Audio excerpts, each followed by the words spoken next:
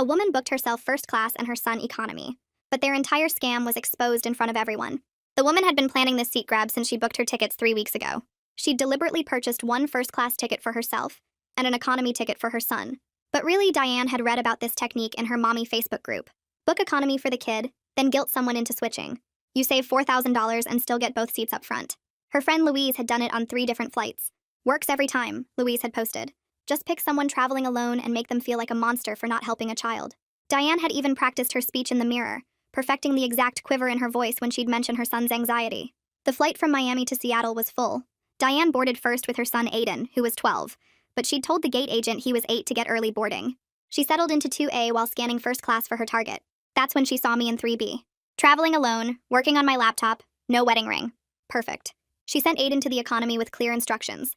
Count to 300, then come back crying. Tell them you're scared and alone. Aiden had protested that he was fine with the economy, that he had his switch and snacks, but Diane grabbed his shoulder. Do you want to fly first class or not? This is how we get nice things. Be smart about it. 5 minutes after takeoff, Aiden appeared in first class with fake tears that Diane had made him practice. Mommy, I'm scared back there. All those strangers. Please let me sit with you. Diane immediately stood up and looked directly at me. Excuse me, but my son has severe anxiety. He needs to sit with me. Would you mind switching to his economy seat so he can have yours? I looked up from my laptop. I paid for this specific seat. It's a business trip. Diane's voice got louder so other passengers could hear. Are you really going to make a child sit alone and terrified for 5 hours? What kind of person does that? The man in 2B looked uncomfortable. The woman across the aisle was watching. Diane had created her audience. My son is 8 years old, she lied. He's never flown alone. I thought he could handle it, but clearly he can't. You're an adult. You can handle the economy. I pointed out the obvious. If you knew he had anxiety, why didn't you book seats together? Diane had her answer ready. The airline made a mistake. They promised to seat us together, but then separated us. It's not our fault. Please just be a decent human being. Help a mother and child. The flight attendant Sandra came over. What seems to be the issue? This woman won't give up her seat for my baby, Diane announced. He's 8 and scared, and she doesn't even care. Sandra looked at Aiden, who was nearly as tall as she was. She pulled out her tablet. Can I see boarding passes, please? I showed mine on my phone. Diane huffed and pulled out her phone, showing her first-class ticket. Sandra looked at Aiden. And yours, young man? He pulled out the crumpled economy boarding pass. Sandra studied her tablet for a long moment. Mrs. Randolph, it shows here you purchased these tickets separately, 3 weeks apart. The first-class ticket was bought with miles. The economy ticket was a basic economy fare purchased yesterday. Diane's face went red. The timing doesn't matter. My son needs to sit with me. Sandra kept reading. It also shows you selected seats during booking. You specifically chose 2A for yourself and 32E for your son. You confirmed these selections. That was a mistake, Diane insisted. I meant to choose seats together. Sandra turned to Aiden. How old are you? 8, he said quietly. Sandra smiled. The birthday on this booking says you turned 12 last month. That makes you an unaccompanied minor only if you're flying alone, which you're not since your mother is on the plane. Diane grabbed Sandra's arm. Listen, I'm a platinum member. I fly this airline constantly. I deserve respect and accommodation. Sandra removed Diane's hand. Ma'am, attempting to fraudulently claim your child is younger for boarding privileges is against federal aviation regulations. Moreover, attempting to coerce another passenger to give up their purchased seat through false claims is harassment. But he needs to sit with me. He has anxiety. Sandra pulled up another screen. According to your booking, you didn't purchase an unaccompanied minor service, didn't note any medical conditions, and didn't request adjacent seating. In fact, you specifically declined to pay the $40 fee for seat selection that would have guaranteed seats together. Diane was getting desperate. Her face went bright red, like someone had just slapped her across both cheeks. She looked around at all the passengers watching, at Sandra still holding her tablet with all those records, at me sitting there refusing to move. Instead of backing down like I expected, she pointed her finger right at Sandra and said in this loud voice that everyone could hear that I must have paid Sandra off somehow. She actually claimed I'd bribed the flight attendant to lie about the booking records and make up fake information to humiliate her and her son. The man in 2B started laughing out loud, which made it even worse for her. His laugh wasn't mean exactly, but it was the kind of laugh you do when someone says something so crazy you can't help yourself. That laugh made her face turn even redder, and I could see her hands shaking as she tried to regain some control over the situation that was falling apart around her. Sandra didn't even blink at the accusation. Her voice stayed completely calm and professional as she explained that all booking records are electronic and time-stamped by the airline's central computer system. She told everyone listening that it's impossible for any individual flight attendant to change or alter those records in any way. Sandra said if Mrs. Randolph truly believed there had been an error in the booking system, she was welcome to file a formal complaint after the flight with the airline's customer service department. But right at that moment, Sandra explained, they needed to resolve the seating situation, so the flight could continue safely. That's when Mrs. Randolph grabbed her phone from her pocket and started demanding to speak to Sandra's supervisor immediately. Her voice got even louder as she threatened to have Sandra fired for discrimination and harassment. She said she was going to sue the airline for discriminating against families with anxious children and for allowing their employees to humiliate paying customers in front of everyone. The woman sitting across the aisle from me suddenly spoke up. She said she'd witnessed this exact same scam attempt on 2 previous flights in the past year.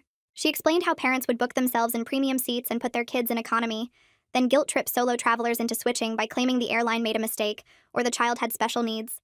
Several other first-class passengers started nodding their heads in agreement. One older man a few rows back said he'd fallen for it once on a flight to Denver and regretted it the entire 5 hours when he realized halfway through that he'd been manipulated. He said the kid had been fine the whole time, playing games on his phone and eating snacks, while the mother enjoyed her free upgrade in his seat. Another woman mentioned she'd read about this tactic in a travel forum where people shared tips on how to scam their way into better seats without paying for them. Sandra waited for the other passengers to finish, then looked directly at Mrs. Randolph with a very serious expression. She explained that Mrs. Randolph had exactly 2 options available to her right now. Option 1 was that she could return to economy seat 32E, where her son's ticket was assigned, and sit there for the rest of the flight. Option 2 was that she could purchase an upgrade right now to move Aiden into the empty first-class seat next to her, which would cost exactly $1,200 based on the current price difference between economy and first class on this route. Sandra paused for a second, then added that if Mrs. Randolph refused both options, the captain would be forced to return to the gate and have airport security remove both her and her son from the flight entirely. The entire first-class cabin went completely silent. Nobody moved or made a sound. Everyone was watching to see what she would do next. I could actually see her brain working behind her eyes as she calculated whether her pride was worth missing the flight completely and having to buy new tickets on another airline. That's when Aiden spoke up in this quiet voice that barely carried past the first few rows. He said, "Mom, can we please just go sit in the back like we were supposed to?" He told her he'd already said this wouldn't work, and he really didn't want to get kicked off the plane. The way he said it, with this tired embarrassment in his voice, made it completely clear this wasn't the first time. He'd been through this before, probably multiple times. He knew exactly what his mother had been planning from the start, and he'd known it was going to fail. What made it even sadder was realizing she'd turned him into an unwilling partner in her schemes. She'd made him practice fake crying and taught him what to say to make people feel guilty. But he was old enough now to understand it was wrong, and he was stuck going along with it anyway, because she was his mother, and he didn't have a choice. Mrs. Randolph turned and shot him a look that made him physically flinch backward. Her eyes had this cold anger in them that made my stomach hurt to see. She reached up and grabbed her designer leather bag from the overhead compartment with so much force that it swung down and nearly smacked the man in 2B right in the head. He had to duck sideways to avoid getting hit. She didn't apologize or even seem to notice. Without saying another word to anyone, she started walking toward the back of the plane. But she grabbed Aiden's wrist as she passed him and dragged him behind her. She was pulling hard enough that he stumbled, trying to keep up with her pace. As they disappeared down the aisle toward economy, I could hear her hissing angry whispers at him. I couldn't make out the exact words, but the tone made it clear she was blaming him for what had just happened.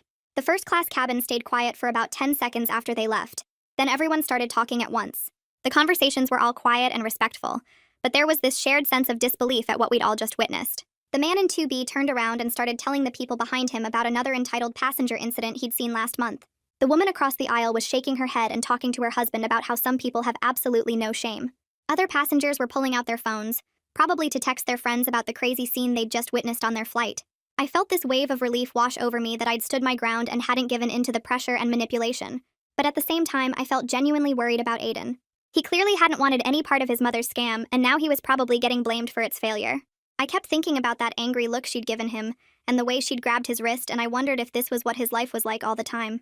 About 30 minutes into the flight, after things had calmed down and most people had gone back to their laptops or books or movies, the woman across the aisle leaned over toward me. She introduced herself as Bethany Calderon, and said she'd been watching the whole situation unfold with professional interest. She told me she's a child psychologist who works with families dealing with difficult dynamics, and she'd recognized all the warning signs of a parent using their child as a manipulation tool in really unhealthy ways. She explained that kids like Aiden often end up developing serious anxiety and trust issues from being forced to participate in their parents' dishonest schemes over and over. She said the fact that he'd quietly resisted his mother's plan and tried to get her to stop was actually a really healthy sign of his own moral development happening, despite her negative influence.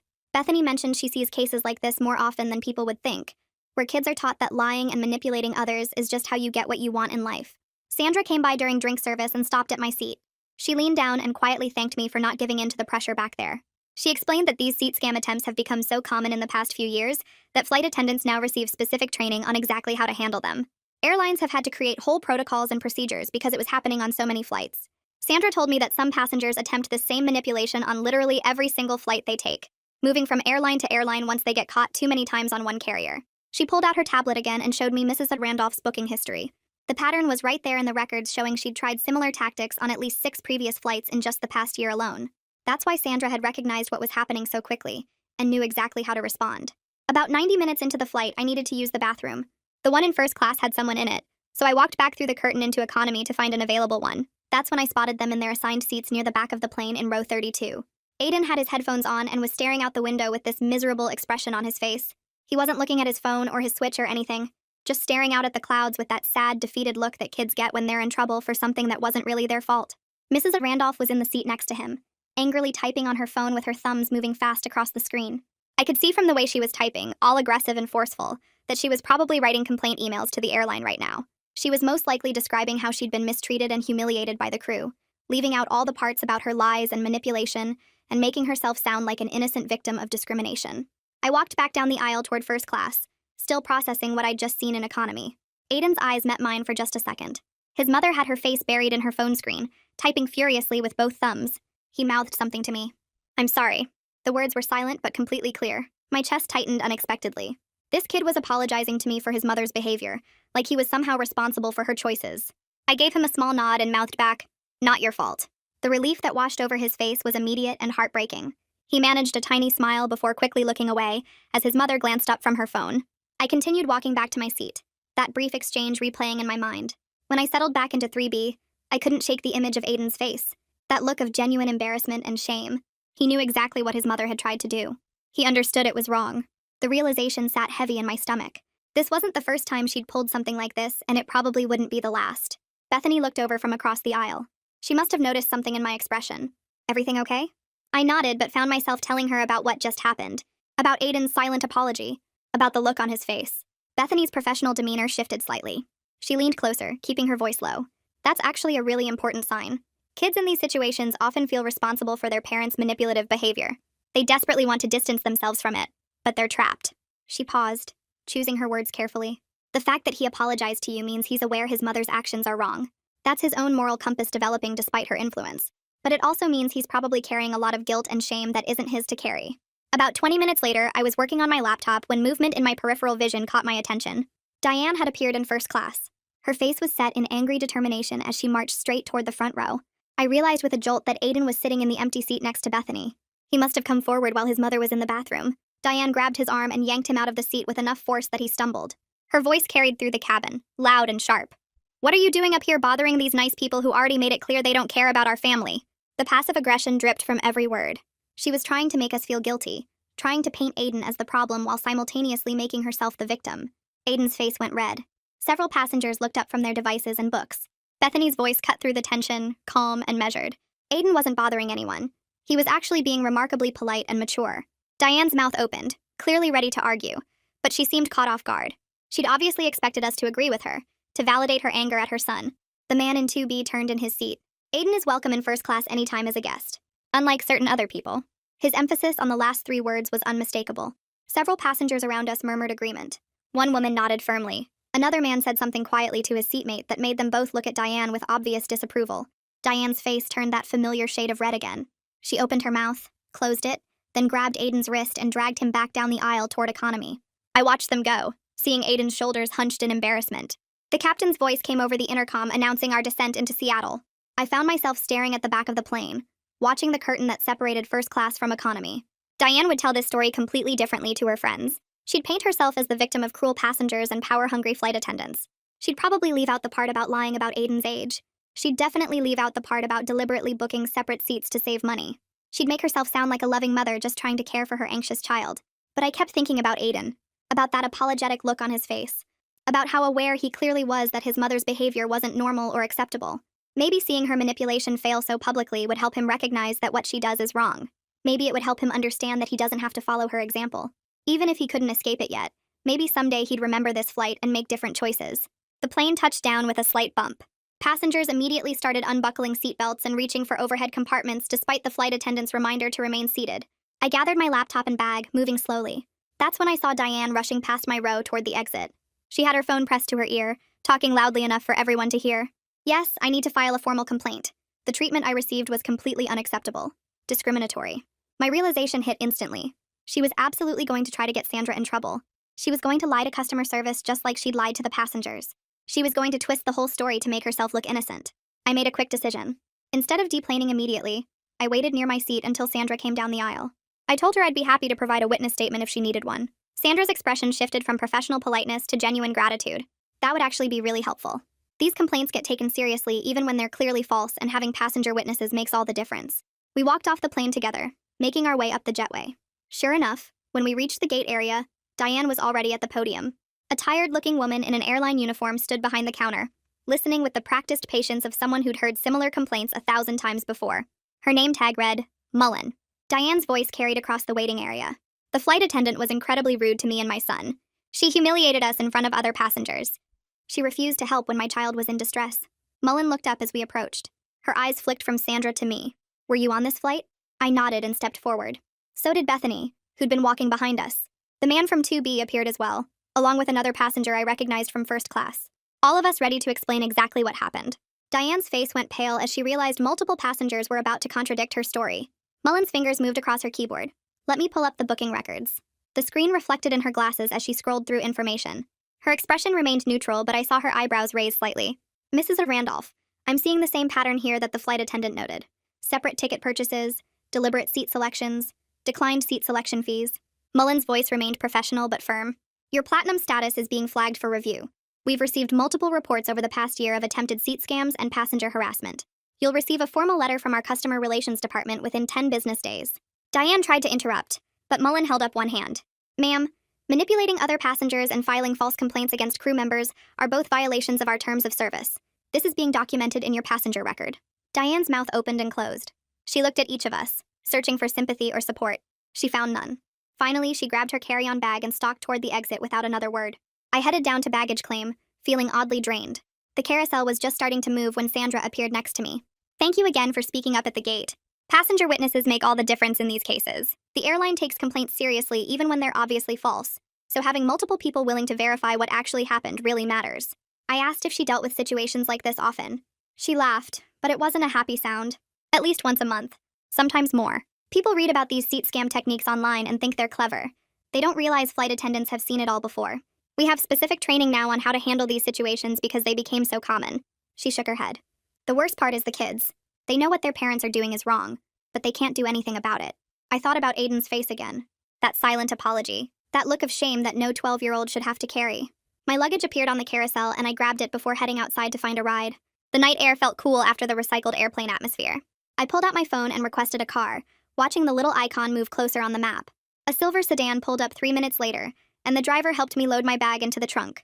We pulled away from the airport, merging onto the highway toward downtown Seattle. The driver glanced at me in the rearview mirror and asked how my flight was. I laughed and told him it was interesting, then found myself explaining the whole situation with Diane and her seat scam attempt.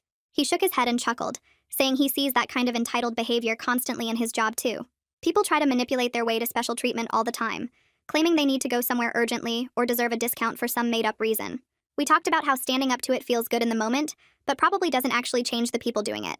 Diane will likely just adjust her technique and try again on a different airline, maybe picking a less crowded flight or targeting someone who looks more easily guilted. The driver agreed that some people just operate that way, and no single confrontation will fix them. A week later, I met my colleague Sarah for coffee at our usual spot near the office. We settled into a corner table with our drinks and she asked about my Seattle trip. I ended up telling her the whole flight story, describing Diane's scam and how it all unraveled.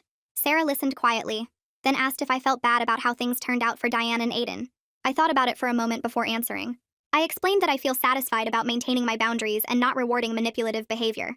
But I genuinely worry about Aiden growing up with a mother who teaches him that dishonesty and guilt-tripping are acceptable ways to get what you want. The truth is that standing your ground against one entitled person on one flight doesn't fix the bigger problem of entitlement culture. But at least Aiden saw that his mother's tactics don't always work.